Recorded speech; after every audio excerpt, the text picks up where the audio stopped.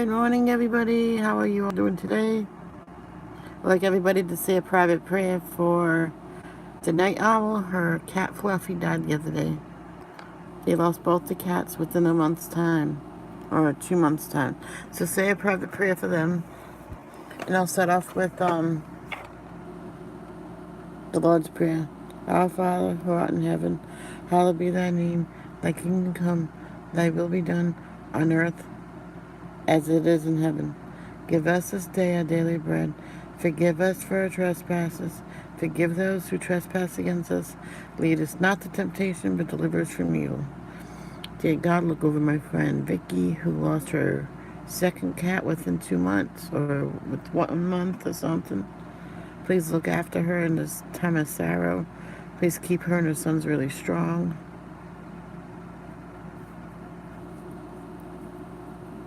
And amen. Okay. The daily prayer we read after we read Proverbs 3:5, but the prayer of the day is, I will trust in you, Lord, even when I don't understand how you will do it, even when I don't think that is possible. That's it.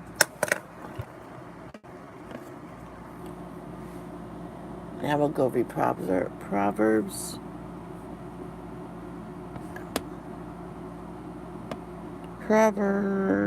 3:5. How long is this? Oh, you got it. Trust in the Lord with all your heart, and do not rely on your own understanding.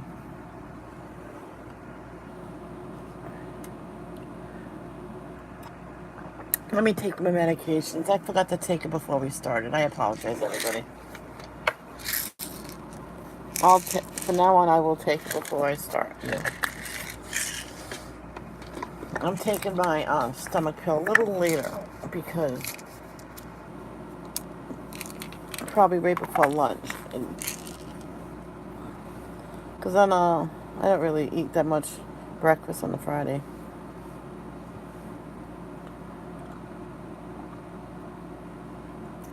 Did anybody lose a pet? Leave a comment below for Vicky, to make it easier and happy. Okay, I'm gonna read Proverbs chapter 3, because I just want to. Trust the Lord. My son, don't forget my teaching, but let your heart keep my commands. For they will bring you many days, a full life, a full being. Never let loyalty or faithfulness leave you. Tie them around your neck. Write them on the tablet of your heart. Then you will find favor in high regard with God and people. Trust in the Lord with all your heart and do not rely on your own understandings. In all your ways know him, and he will make your path straight. I like that one.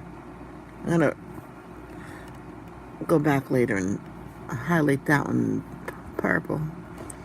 Don't be wise in your own eyes. Fear the Lord, and turn away from evil. This will be healing for your body and strengthening for your bones. Honor the Lord with your possessions and with the first produce of your entire harvest. Then your barns will be completely filled, and your vats will overflow with new vines. Yeah. Do not despise the Lord's instruction, my son, and do not loathe his discipline. For the Lord disciplines the ones he loves, just as a father disciplines the son in whom he delights. Wisdom brings happiness. Happy is a man who finds wisdom and who acquires understanding, for she is more profitable than silver, and her revenue is better than gold. She is more precious than jewels. Nothing you desire can equal her. Got that right. Long life is in her right hand, in her left riches and honor. Her ways are pleasant, and all her paths peaceful. She is a tree of life to those who embrace her, and those who hold on to her are happy. The Lord founded the earth by wisdom and established the heavens by understanding. By his knowledge, the watery's depths broke open, and the clouds dripped with dew. Mountains sound wisdom and discretion. My son, don't lose sight of them. They will be life for you and adornment for your neck. Okay. Then you will go safely on your way. Your foot will not stumble. When you lie down, you will not be afraid. You will lie down and your sleep will be pleasant. Don't fear sudden danger or the ruin of the wicked when it comes, for the Lord will be your confidence and will keep your foot from a snare. Oh yeah. When it is your power, don't withhold gold from the one to whom it belongs. Don't say to your neighbor, go away, come back later. I'll give it tomorrow when it is there with you. Don't plan any harm against your neighbor, for he trusts you and lives near you. Don't accuse anyone without cause when he has done you no harm. Don't envy a violent man or choose any of his ways, for the devout detestable to the Lord, but he is a friend to the upright. The Lord curse is on the household of the wicked, but he blesses the home of the righteous. He mocks He mocks those who mock, but gives grace to the humble. The wise will inherit honor, but he holds up fools to dishonor. That is true. Now let me go to my favorite. There we go. If I have a favorite like passage or something, like I would love a lot, I highlight that one in purple. Yeah. And yellow is what I'm reading now, so I know I won't get it confused and stuff. The daily verse is Hebrews 12:1. So we'll go read that. And then we'll read, we're reading from 6 chapters from 1 Samuel today. What am I doing? Hebrews. Where is Hebrews? Hebrews. Okay, not that way.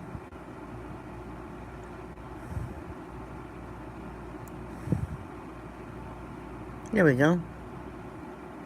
Hebrews 12. Well, Hebrews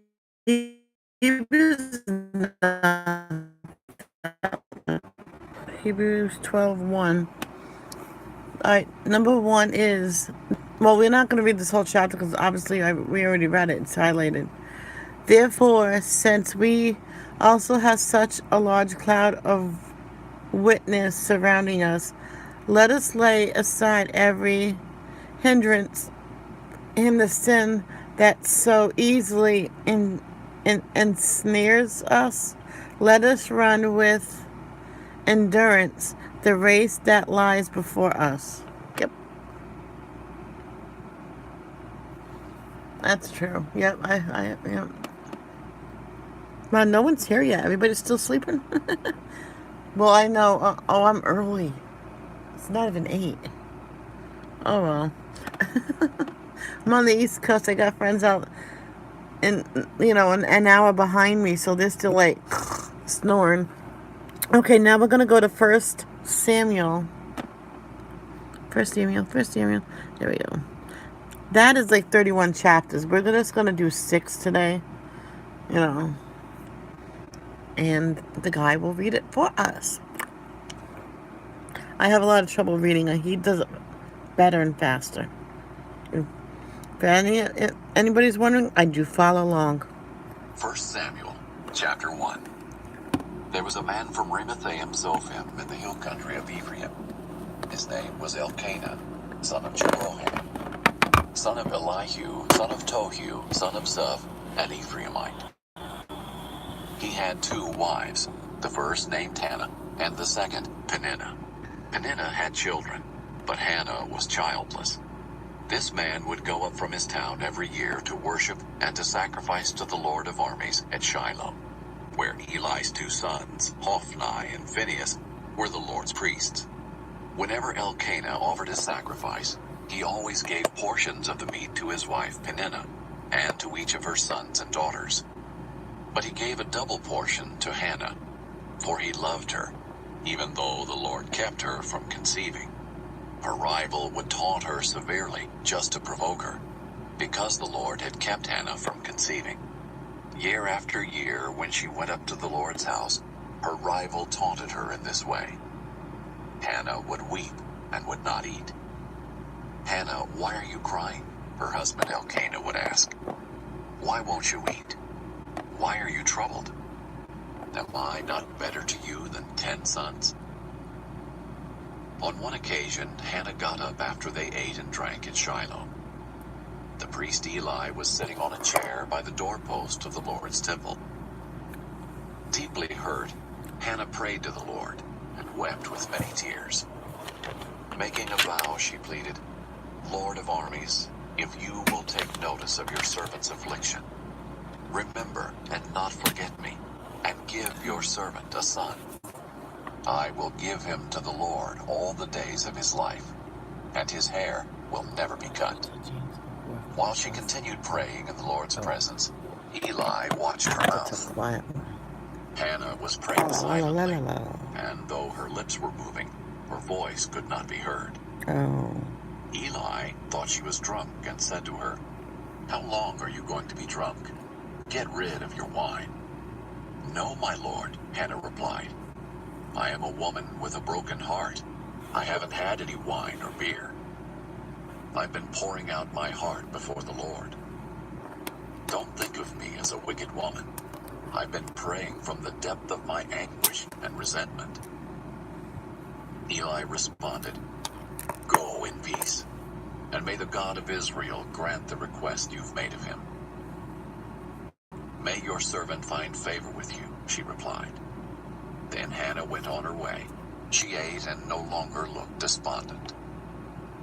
The next morning, Elkanah and Hannah got up early to worship before the Lord.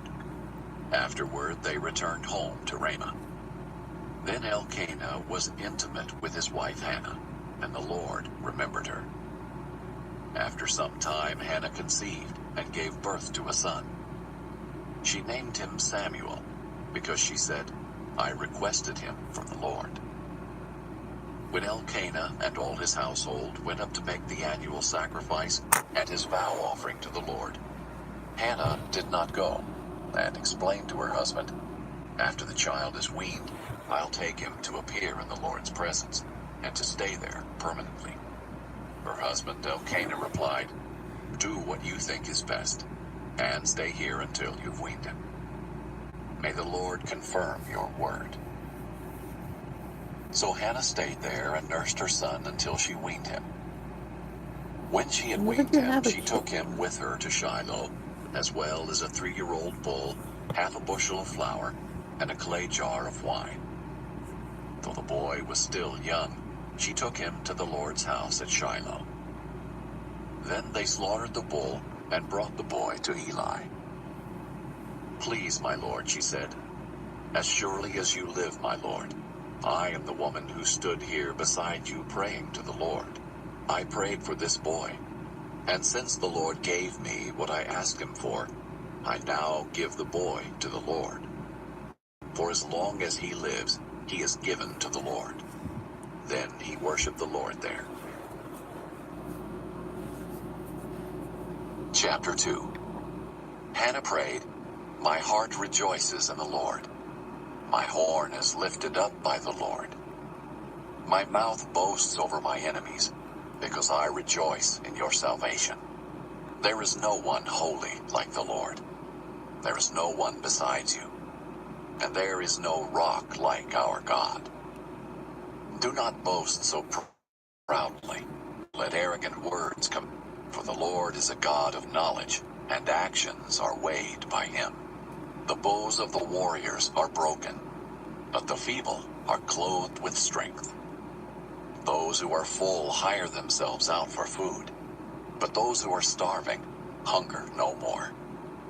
The woman who is childless gives birth to 7, but the woman with many sons pines away. The Lord brings death and gives life. He sends some down to Sheol, and he raises others up. The Lord brings poverty and gives wealth. He humbles and he exalts. He raises the poor from the dust and lifts the needy from the trash heap. He seats them with noblemen and gives them a throne of honor. For the foundations of the earth are the Lord's. He has set the world on them. He guards the steps of his faithful ones. But the wicked perish in darkness, for a person does not prevail by his own strength. Those who oppose the Lord will be shattered.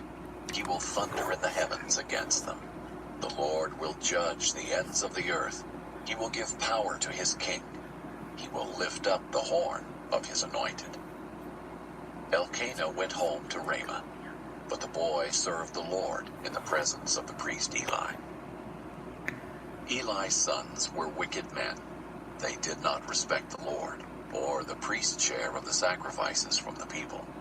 When anyone offered a sacrifice, the priest's servants would come with a 3-pronged meat fork while the meat was boiling, and plunge it into the container, kettle, cauldron, or cooking pot. The priest would claim for himself whatever the meat fork brought up. This is the way they treated all the Israelites who came there to Shiloh. Even before the fat was burned, the priest's servant would come and say to the one who was sacrificing, "Give the priest some meat to roast, because he won't accept boiled meat from you, only raw." If that person said to him, "The fat must be burned first, then you can take whatever you want for yourself," the servant would reply, "No, I insist that you hand it over right now. If you don't, I'll take it by force." So the servant's sin was very severe in the presence of the Lord, because the men treated the Lord's offering with contempt. Samuel served in the Lord's presence. This mere boy was dressed in the linen ephod. Each year his mother made him a little robe and took it to him when she went with her husband to offer the annual sacrifice. Eli would bless Elkanah and his wife. "May the Lord give you children by this woman in place of the one she has given to the Lord." Then they would go home. The Lord paid attention to Hannah's need, and she conceived and gave birth to 3 sons and 2 daughters. Meanwhile, the boy Samuel grew up in the presence of the Lord. Now Eli was very old. He heard about everything his sons were doing to all Israel, and how they were sleeping with the women who served at the entrance to the tent of meeting. He said to them, "Why are you doing these things? I have heard about your evil actions from all these people. No, my sons, the news I hear the Lord's people spreading is not good. If one person sins against another, God can intercede for him. But if a person sins against the Lord, who can intercede for him?" But they would not listen to their father, since the Lord intended to kill them. By contrast, the boy Samuel grew in stature and in favor with the Lord and with people. A man of God came to Eli and said to him, "This is what the Lord says. Didn't I reveal myself to your forefathers' family when they were in Egypt and belonged to Pharaoh's palace?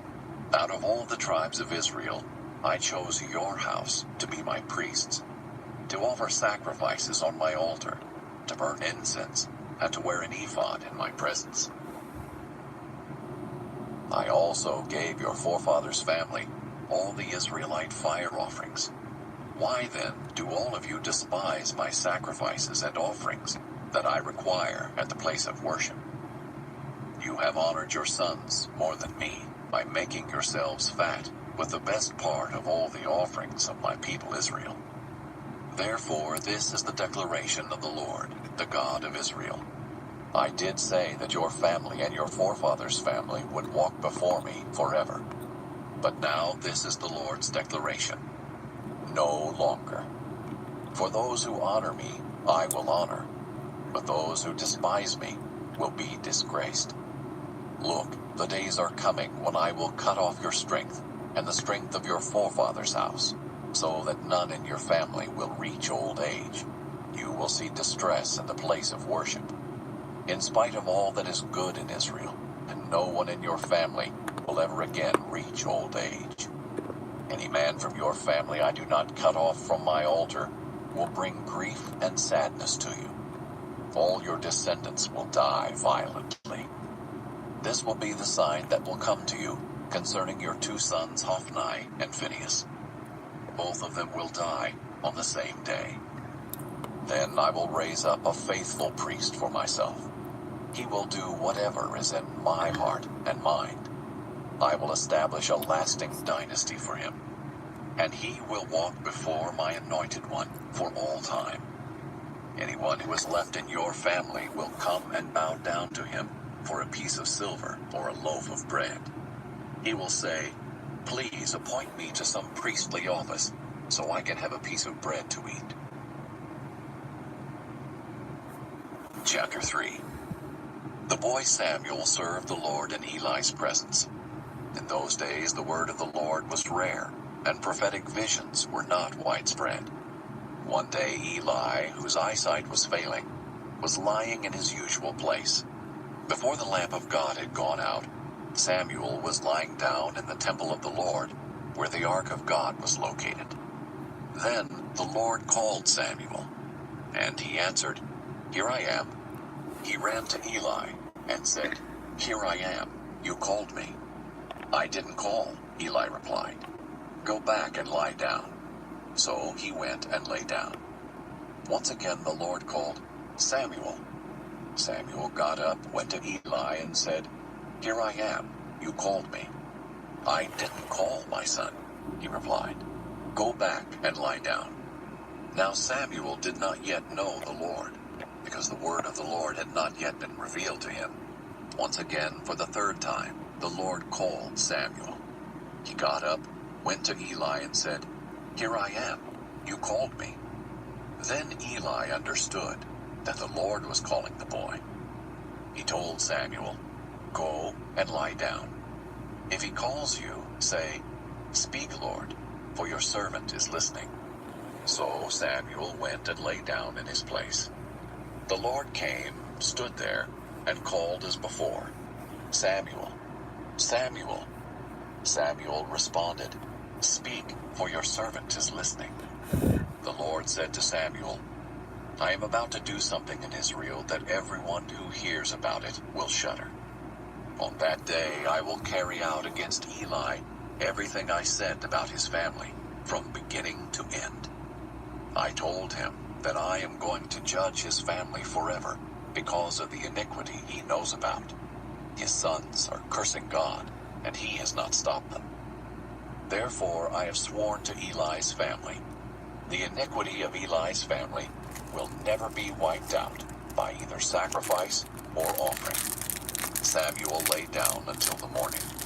Then he opened the doors of the Lord's house. He was afraid to tell Eli the vision. But Eli called him and said, "Samuel, my son." "Here I am," answered Samuel. "What was the message he gave you?" Eli asked. "Don't hide it from me. May God punish you and do so severely if you hide anything from me that he told you." So Samuel told him everything and did not hide anything from him. Eli responded, "He is the Lord.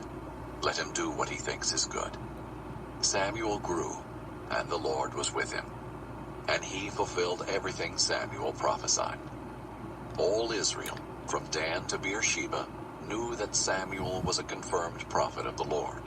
The Lord continued to appear in Shiloh, because there he revealed himself to Samuel by his word. Wow. Chapter 4. And Samuel's words came to all Israel. Israel went out to meet the Philistines in battle, and camped at Ebenezer, while the Philistines camped at Aphek. The Philistines lined up in battle formation against Israel, and as the battle intensified, Israel was defeated by the Philistines, who struck down about 4,000 men on the battlefield.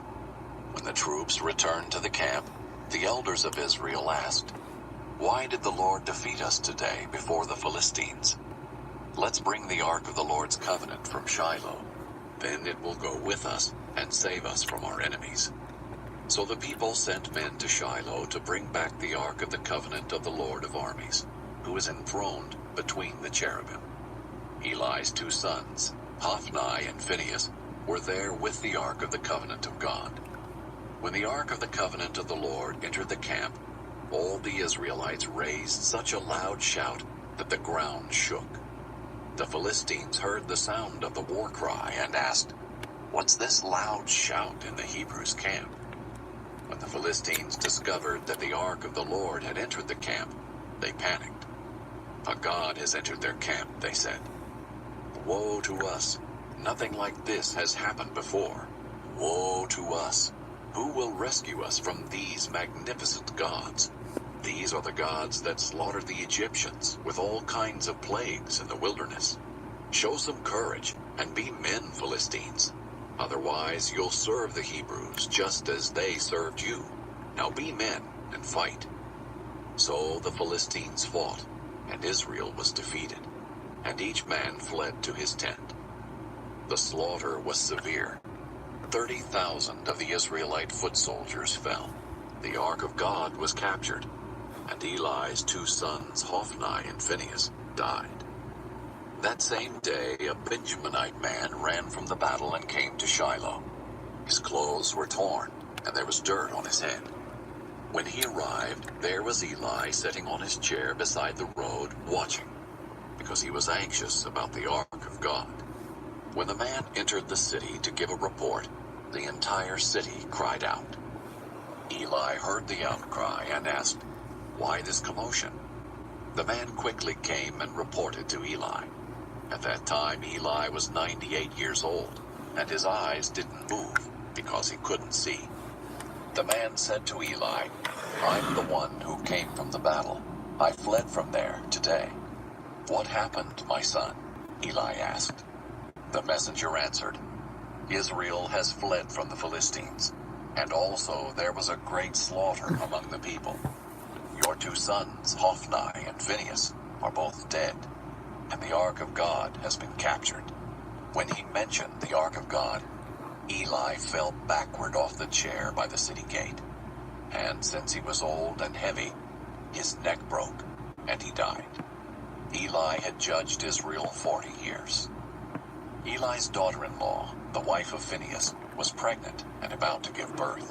When she heard the news about the capture of God's ark and the deaths of her father-in-law and her husband, she collapsed and gave birth because her labor pains came on her.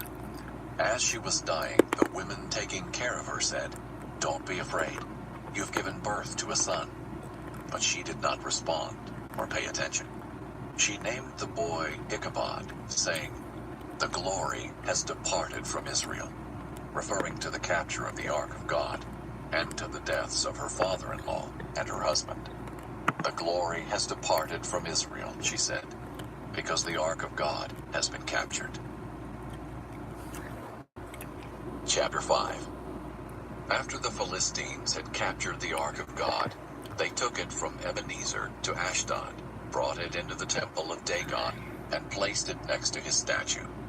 When the people of Ashdod got up early the next morning, there was Dagon, fallen, with his face to the ground, before the ark of the Lord. So they took Dagon and returned him to his place. But when they got up early the next morning, there was Dagon, fallen, with his face to the ground, before the ark of the Lord. This time Dagon's head and both of his hands were broken off and lying on the threshold. Only Dagon's torso remained. That is why still today, the priests of Dagon and everyone who enters the temple of Dagon in Ashdod do not step on Dagon's threshold. The Lord's hand was heavy on the people of Ashdod. He terrified the people of Ashdod and its territory, and afflicted them with tumors. When the people of Ashdod saw what was happening, they said, "The ark of Israel's God must not stay here with us, because his hand is strongly against us, and our god Dagon." So they called all the Philistine rulers together, and asked, "What should we do with the ark of Israel's God?" "The ark of Israel's God should be moved to Gath," they replied. So they moved the ark of Israel's God. After they had moved it, the Lord's hand was against the city of Gath, causing a great panic. He afflicted the people of the city, from the youngest to the oldest, with an outbreak of tumors. The people of Gath then sent the ark of God to Ekron.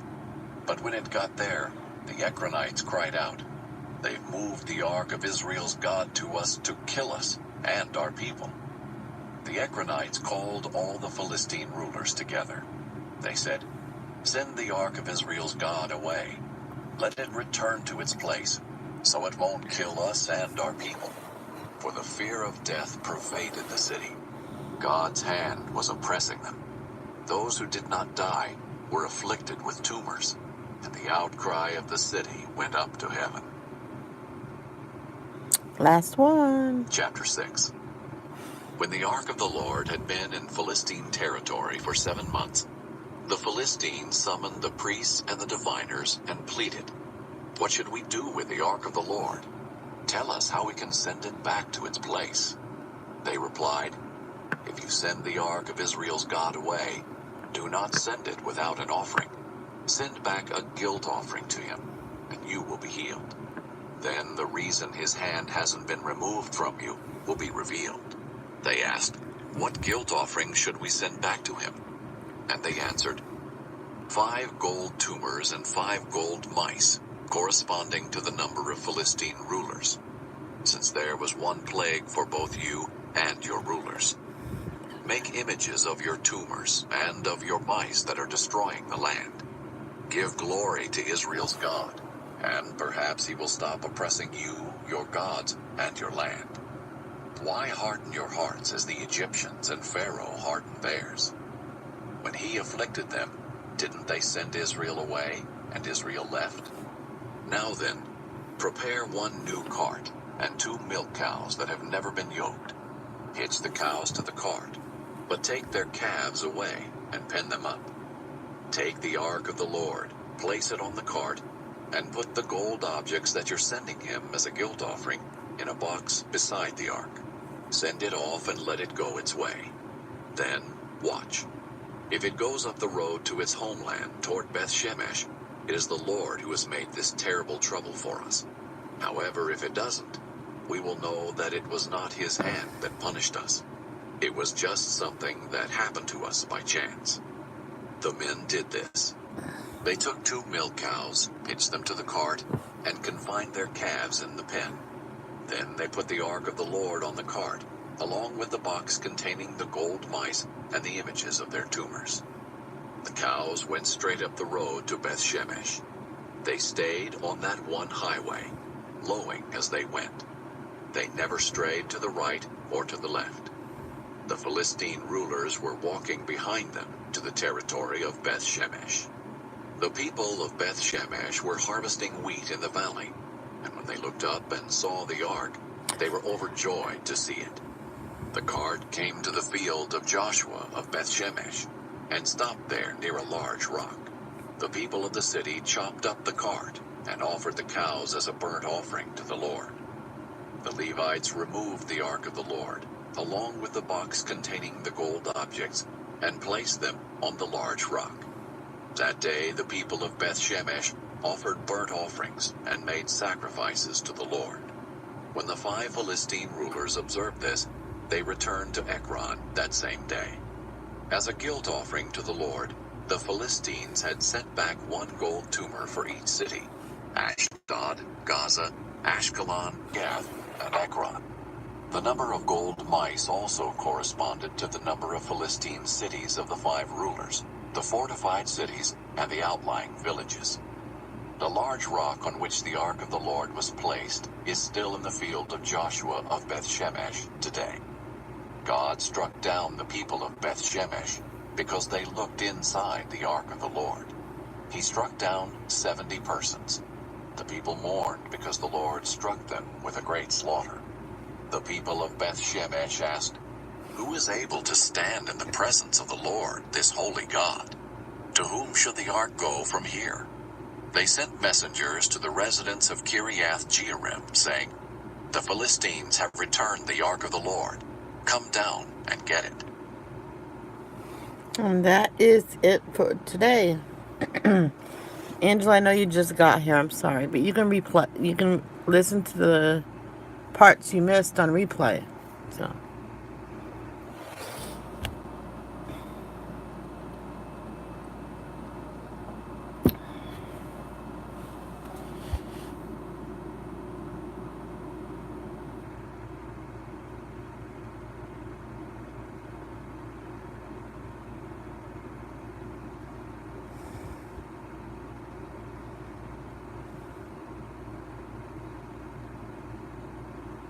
I'm just waiting for your response, Angela. I know your internet's slow.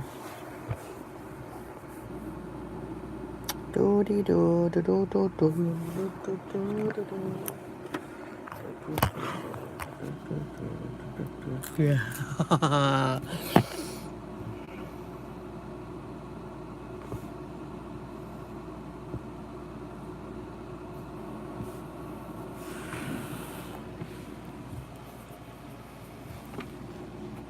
When I was trying to wash my hair last night, it's like my hair was so dry it soaked up all the shampoo, and I had to use so much shampoo just to make it suds because of the hot weather. I was putting it up all the time, and I think it got dried out because of that. I don't know.